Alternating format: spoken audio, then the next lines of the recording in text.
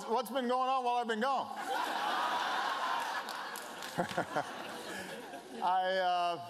It is wonderful to be home. It is wonderful to be at the University of Chicago. It is wonderful to be on the south side of Chicago. And it is wonderful to be with these young people here. And what I want to do is just maybe speak very briefly at the top about why we're here. And then I want to spend most of the time that we're together hearing from these remarkable young people who are, I think, representative of some amazing young people who are in the audience as well.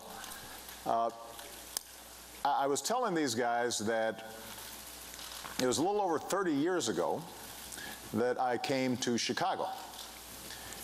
I was 25 years old, and I had gotten out of college filled with idealism and absolutely certain that somehow I was going to change the world.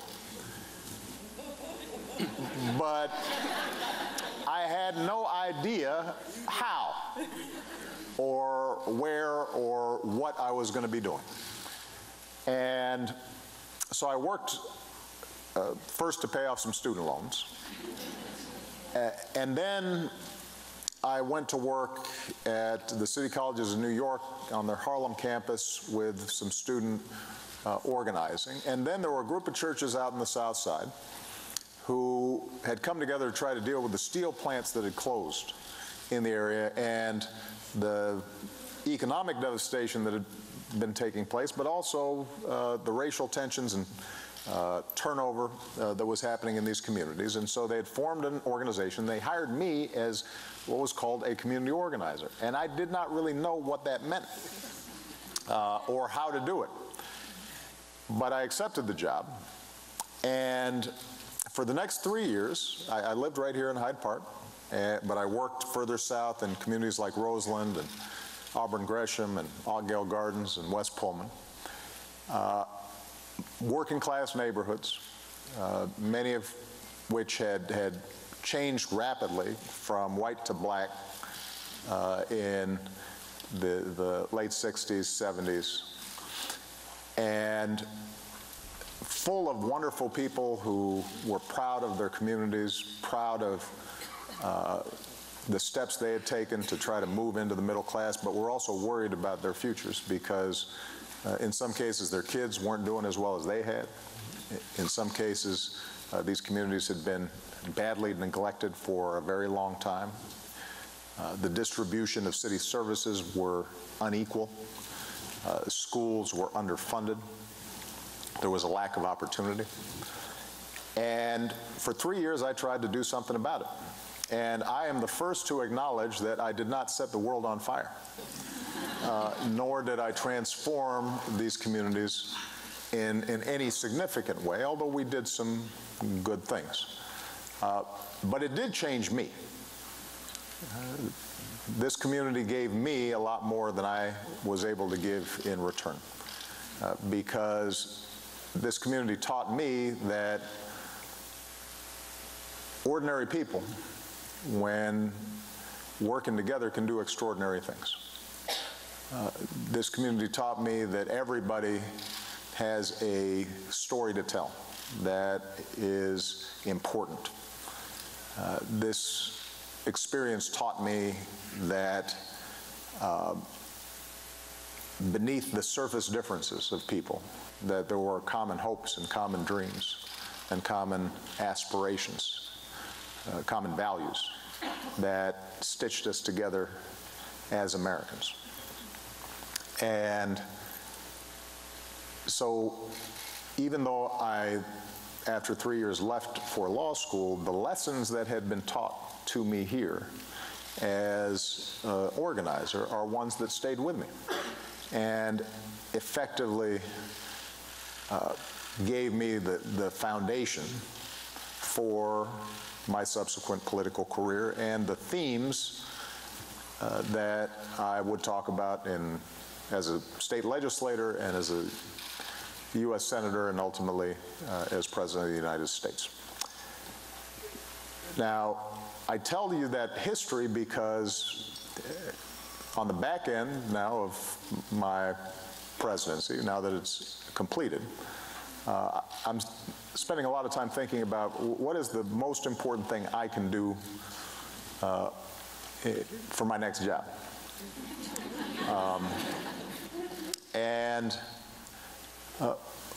what I'm convinced of is that although there are all kinds of issues that I care about and all kinds of issues that I intend to work on, the single most important thing I can do is to help in any way I can prepare the next generation of leadership to take up the baton and to take their own crack at changing the world.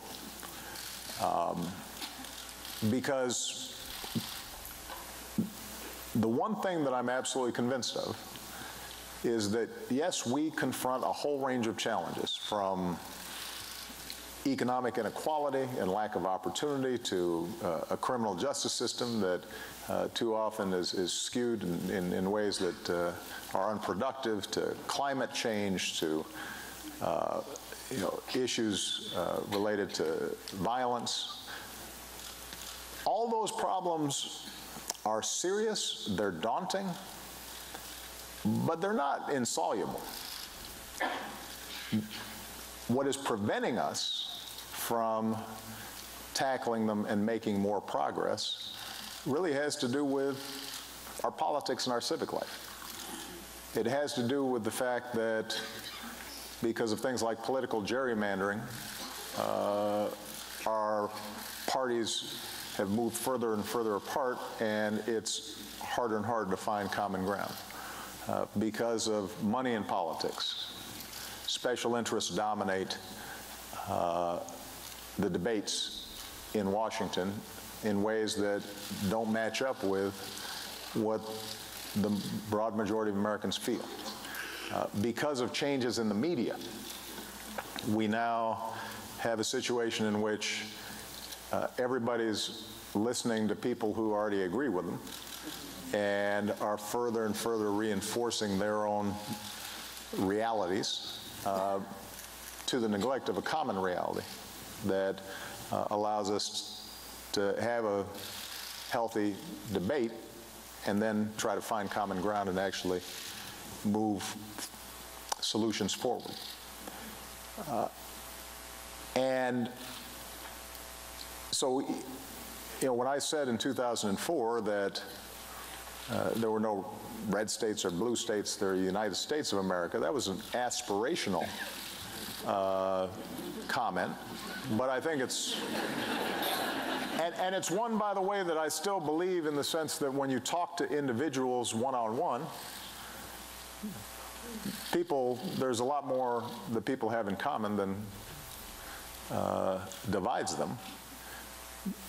But obviously it's not true when it comes to our politics and our civic life. And maybe more pernicious is the fact that people just aren't involved. They get cynical and they give up. And as a consequence, we have some of the lowest voting rates of any advanced democracy, and low participation rates then translate into a further gap between who's governing us and what we believe. The only folks who are going to be able to solve that problem are going to be young people, the next generation. And I have been encouraged everywhere I go in the United States, but also everywhere around the world, to see how sharp and astute and tolerant and thoughtful and entrepreneurial our young people are. A lot more sophisticated than I was at their age.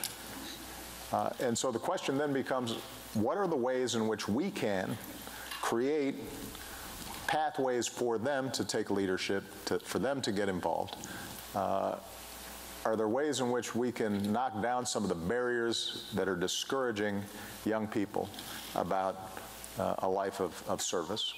And if there are, I want to work with them to to knock down those barriers and to get this next generation in, just to accelerate their move towards leadership. Because if that happens, I think we're going to be just fine.